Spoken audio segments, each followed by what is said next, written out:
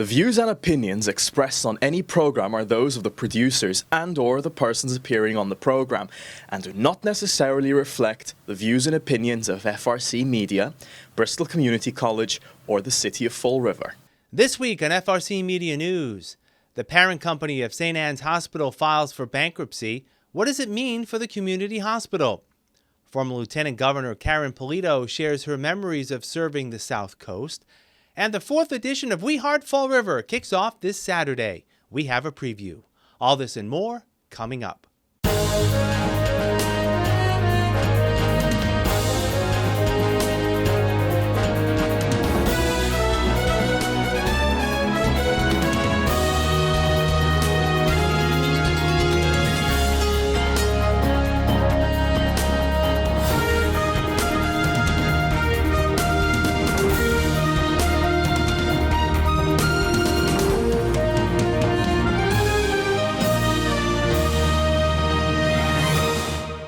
It's Thursday, May 9th, 2024. This is FRC Media News.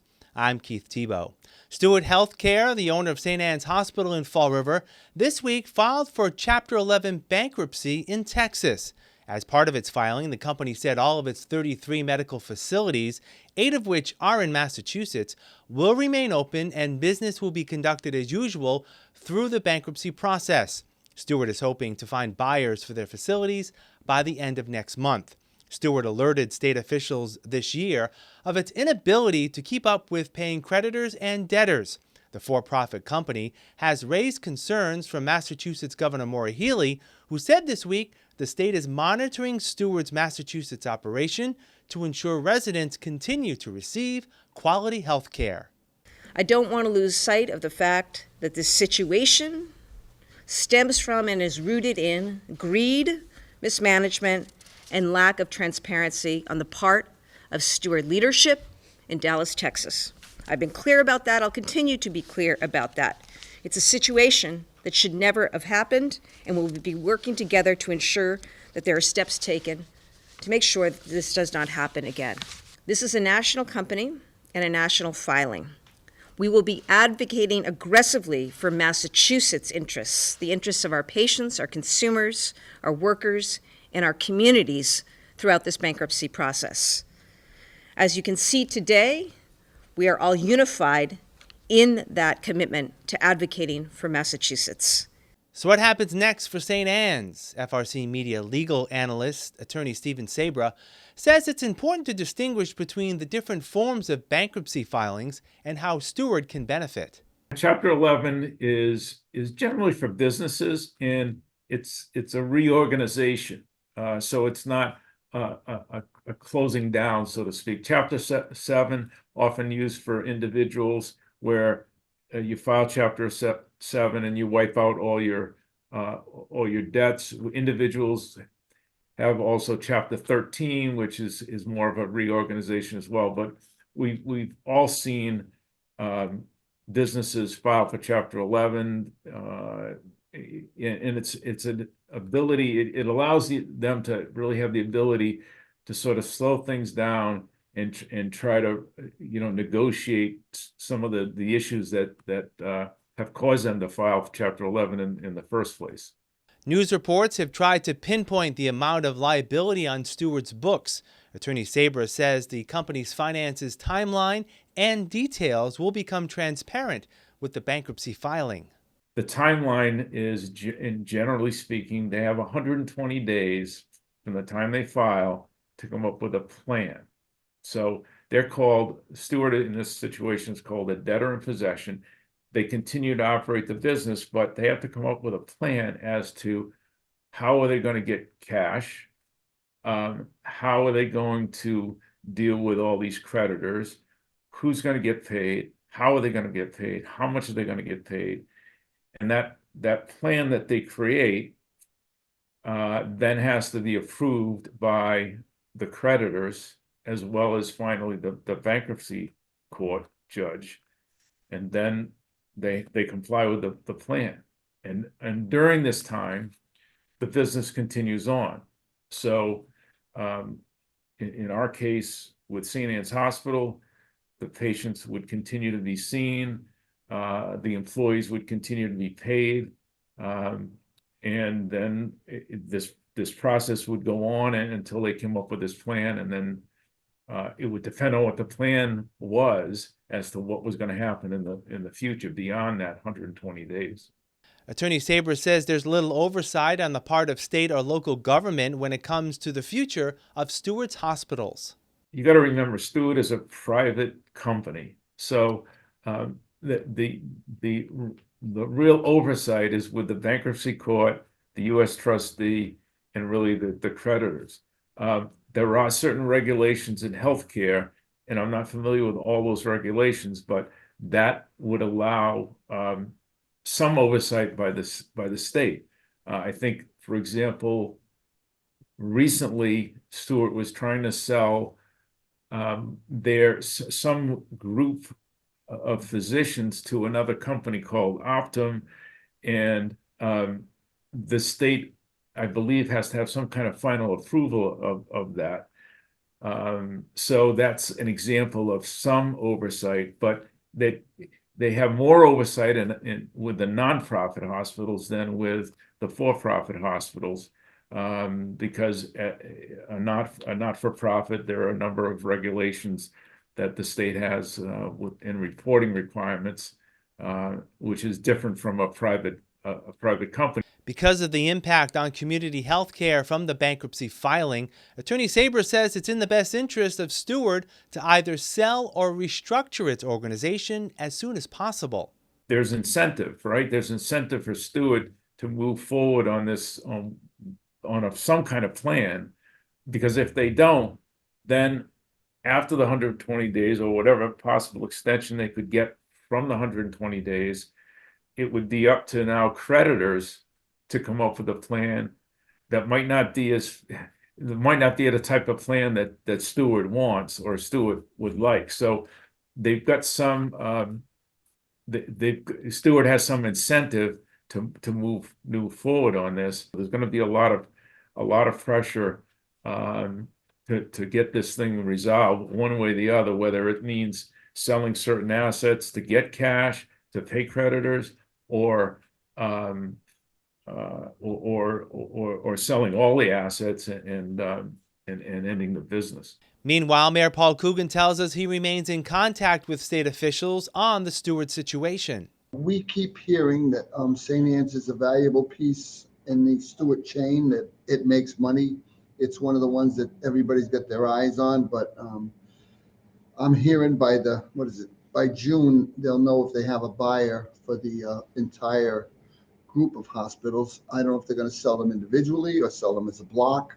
I just continue to hear that St. Anne's will remain open. That's everybody's plan. That's even potential suitors that have looked at the hospital. They want to keep it open. They want to keep it functioning. So we'll work with whatever shakes out. But at this time, we're all in a holding pattern to see what happens. Elsewhere in the city, the mayor tells us a long-term issue of drag racing in the industrial park area has returned, and police are taking notice. We've got some complaints from up there. They were up there last weekend. I think they gave out like 15 citations. We're on it. We have obviously we have some cameras up there. We're working with our partners in Freetown, but we just want to make sure no one gets hurt. It's got a long history of people getting injured up there, whether it's in a car accident or someone gets hit. We don't want drag racing on public streets. Go to a drag strip somewhere and do whatever you want, but at the same time, you can't be drag racing in the industrial park. It's just not safe. And don't go up there. I'm telling you right now, stay away. Don't get yourself a ticket. We're going to make sure we monitor what goes on up there and hopefully, keep everybody safe. Plus, it's loud, and we don't want drag racing on any street in the city of Fall River. So find a place where it's allowed and do what you have to do. The One SouthCoast Chamber of Commerce this week held its annual Women's Forum, featuring former Massachusetts Lieutenant Governor Karyn Polito. Ms. Polito and former Governor Charlie Baker visited Fall River and the South Coast quite often during their 8 years in office and marveled over the physical characteristics of the region.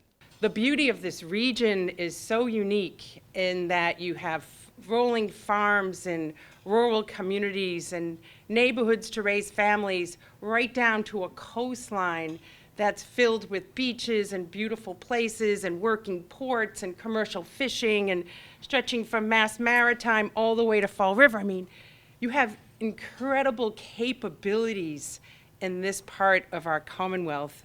And I say it to you because as someone observing a little bit from the outside, I see it all, and I still see it evolving and growing today.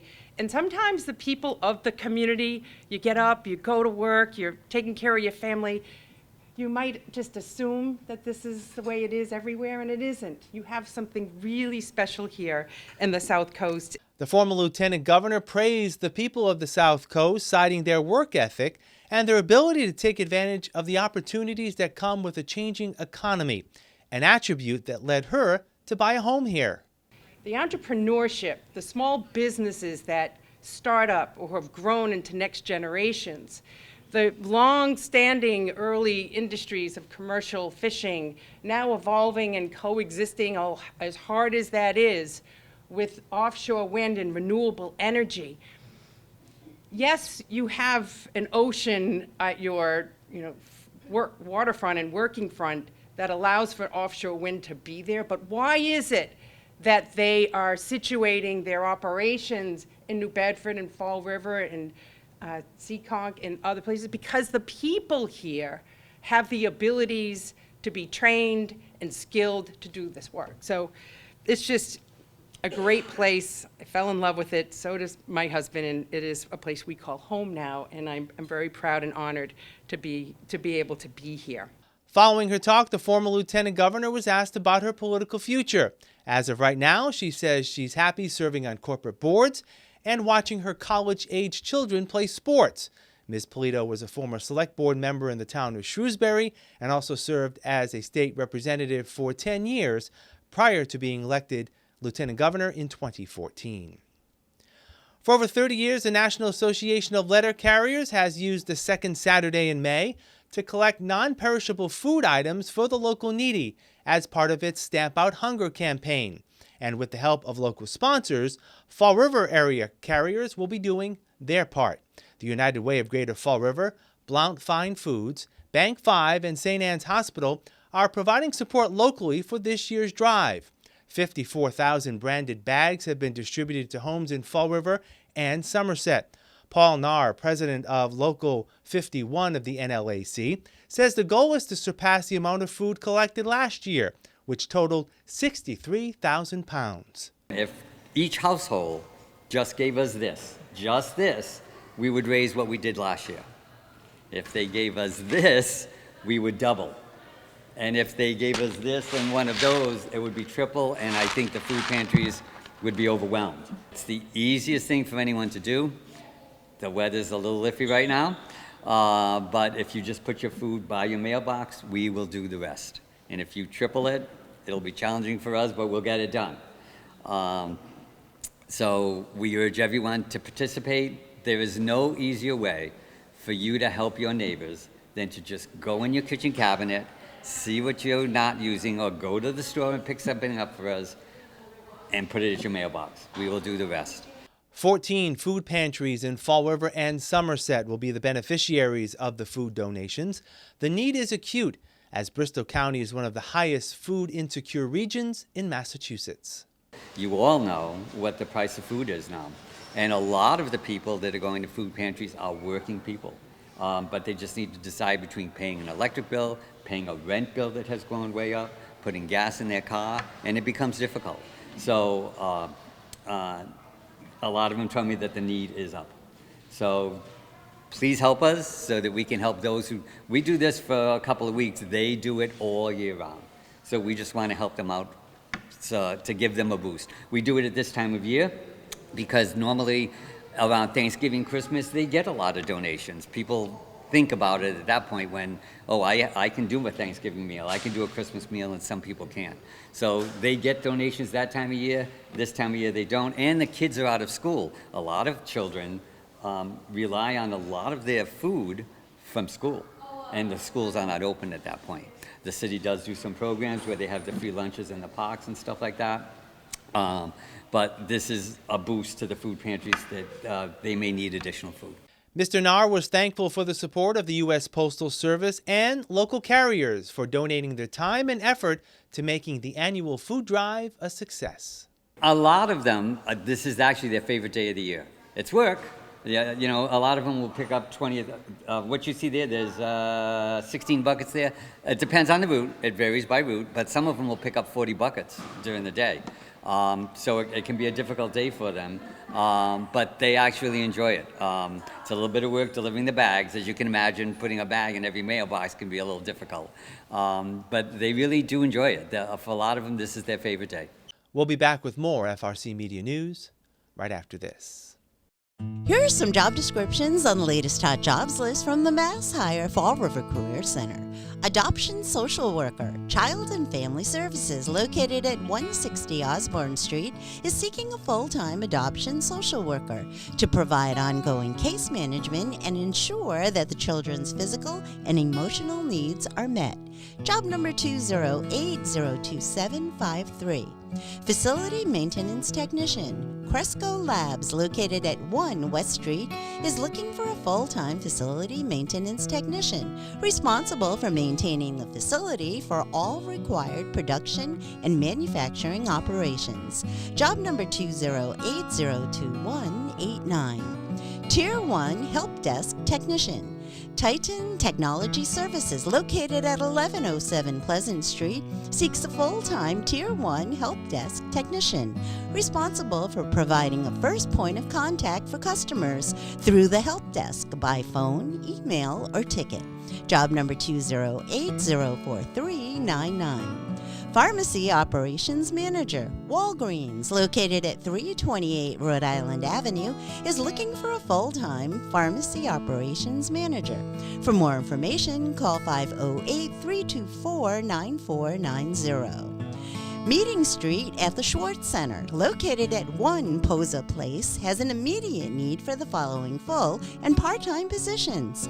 Early Intervention Physical Therapist, job number 208-01060. Early Intervention Social Worker, job number 208-01094. For more information about these or other positions, visit Mass Hire JobQuest at jobquest.dcs.eol.mass.gov or call the Mass Hire Fall River Career Center at 508-730-5000. My name is David Perry. I'm the president of the Greater Fall River Food Pantry. And what we do here is we provide food to clients that are in need. We're always trying to get more people involved in what we're doing. And we're trying to concentrate on youth, and it's all about helping people, and that's what we should all be doing, is helping someone. So it's a great opportunity for them to, come down here and give us a couple of hours a week. It's not long, it's 2 hours a day, and once they start volunteering, it's like a family. It really is. So getting these younger people involved, it's just great. It's great to see. It's great to have younger generations seeing what's going on in the real world, as we call it, and helping out. I've gotten a new outlook on the community. I've been able to see all sides, helped me learn just a lot about Fall River as a whole. We like to get students in from 14 years of age and older. It's not about the Greater Fall River Community Food Pantry. It's about what the Greater Fall River Community Food Pantry does as an outreach. We want to reach out to the community. Most schools require that the students put in volunteer hours. We're a perfect example of receiving those students, and that way they get their hours accredited, and it gives them a good learning experience. Volunteering here made you feel good, felt like you were helping out the community, and also it really helped me out with making my application stand out with having volunteer hours on them. When I'm applying for jobs, I've been on the hunt right now, and I've done a lot more interviews since I did charity work here. Makes you really stand out, and also just feels good helping out the community. I love hearing other people's lives, how other people live, other people's families. It's interesting, and I really like to do this work. Come down and see what it's like. Come down and take an opportunity to help someone else. come and see what's really happening in the world out there. Welcome back. The outdoor community event season is underway with the 4th annual We Heart Fall River Festival scheduled for Saturday, May 11th from 12 p.m. to 4 p.m. in downtown Fall River, organized by the Fall River Arts and Culture Coalition. The goal of the event is to celebrate Fall River. It's to bring different groups together, different community organizations, residents, families from maybe out of town. It's really to come together and to celebrate the city in a positive way. Since we've announced the date, people have already, been saving the date and asking about it and looking forward to it. Every year it's gotten a little bit bigger. It does seem like every year that this kind of kicks off as the biggest first outdoor event of the year. So we're thrilled to hopefully good weather on May 11th on that Saturday. And yeah, we always expect anywhere from 500 to 800 people at this event too. The free event alongside Government Center on Sullivan Drive will feature activities for all ages. A tradition at the festival is the array of makers selling their wares along Old 2nd Street. We'll have at least 25 vendors this year, and things that you'll expect to see are handmade goods. I always love the handmade soaps. We'll also have handmade apparel wear, jewelry, kind of anything you can think of.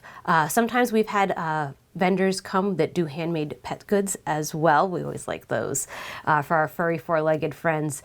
But yeah, it's a nice mix of different handmade goods made by local artisans that are excited to meet you as well. Even if you don't pick up something that day, perhaps you take a business card or a sticker or something with you. We always get new vendors that sign up to be part of the Fall River Farmers and Artisans Market, and there's always something for everyone. I say every time, May's a great time to start your holiday shopping. It is. These are the times that you can find these unique handmade goods that you won't find on, big box stores or online shops, and so May's a great time to start holiday shopping. I'm not afraid to say it. Another tradition is the long line of food trucks featuring a variety of offerings. We are, again, hitting it out of the park. So we have everything from chicked out nugs. We have local businesses like Ice and Roll and Mario's Lebanese Bakery. We have favorites coming back like Green Jar Cochina and Pop's Mobile Pizza Brick Oven. So a lot of different flavors for different palates, for different sized appetites. We will have all of that. And one of the things that we have had the last 2 years that we'll have back again is actually Citizens for Citizens. And they'll be handing out bags of groceries for folks that attend as well. The festival will also host a stage featuring local and regional entertainment. Thank you so much to the Narrows Center for the Arts. They always provide the stage for this event. And so this year, they have brought us the Neil McCarthy Band. So they're our headliner, and they're starting at 1:30 on that day. But we also have lots of other performers that are coming out to join us. We actually have 2 giant cat puppets that will be coming to join. Their names are Pinto and Lima Bean, so come on out and meet them. But we'll also have the Durfee Jazz Band playing. Artistic Dance Studio will be performing. And the Aspara Dance Troupe will be performing as well. So a variety of performances. And so the large puppets will kick us off at noon, and we'll end the day with Aspara Dance Troupe. The We Heart Fall River Festival was made possible through support from local sponsors and will include many activities for children and their families. We Heart Fall River is put on in collaboration, not just with FRAC, but with Viva Fall River, our great partners there. I had mentioned the Narrows, but also the city. This is also a city-supported event. But yeah, we have organizations like the Children's Museum, YMCA, the Greater Fall River Art Association, Citizens. I had mentioned Citizens for Citizens. We also have Recreation. We have SouthCoast Pride coming out as well. So lots of different organizations, the trustees, the Audubon Society. I mean, there's so many different, and all of them will have fun activities for people to do. We will have face painting as well, free face painting. We'll also have a free photo booth where you can get your photo taken and take it home to remember the day. Ms. Okino says the We Heart Fall River Festival is one of many events planned each year that bolster the city's creative economy. What we're able to do is we're able to pay people for participating. All the performers that we have coming out, the different people that are offering art activities. So it generates economy that way. It generates economy for those part of the makers market doing sales, for the food trucks as well. And at the same time, even the food trucks, they're all arts. There's culinary arts, there's the craft arts, there's the performance arts. And so it gives every single one of them a platform to show off the work that they do and that they're passionate about. And at the same time, those attending it's a free event. I don't know if I said that from the beginning, but it is a free event. So they can come out at their leisure on a Saturday afternoon and really kind of just be immersed in an experience that from the beginning I said it's all about positivity. You know, it's called We Heart Fall River, you know, and it's really about just giving people the opportunity to be seen, to be heard, and to celebrate. We'll wrap up this edition of FRC Media News after this.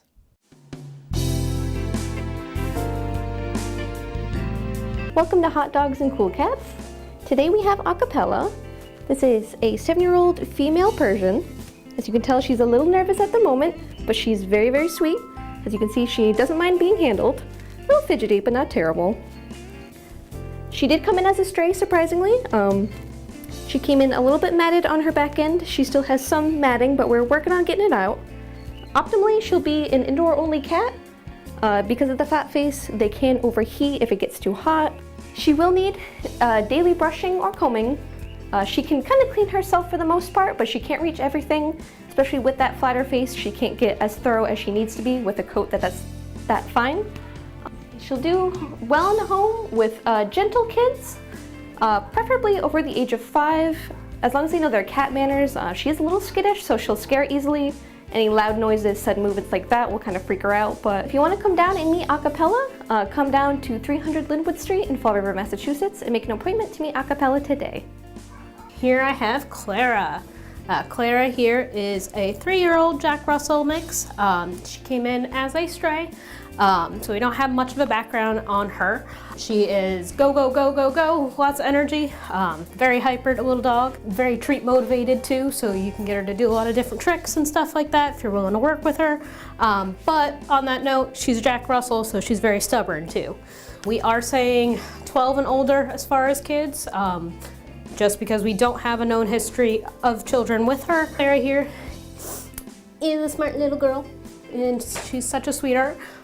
If you're interested in meeting Clara, feel free to fill out an application on our website at foreverpaws.com. Once you have one filled out and all approved, we can make an appointment for you guys to come on down and meet Miss Clara.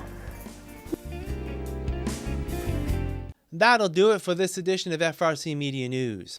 We leave you this week by asking for your help.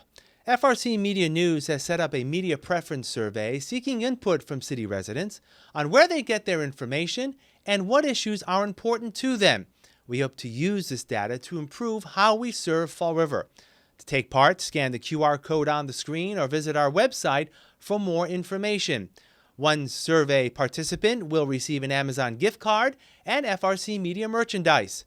Thank you so much for providing your feedback.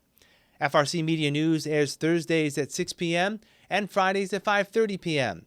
For all of us here at FRC Media News, I'm Keith Tebow. Have a great weekend. Happy Mother's Day to the mothers out there, and we'll see you all next Thursday.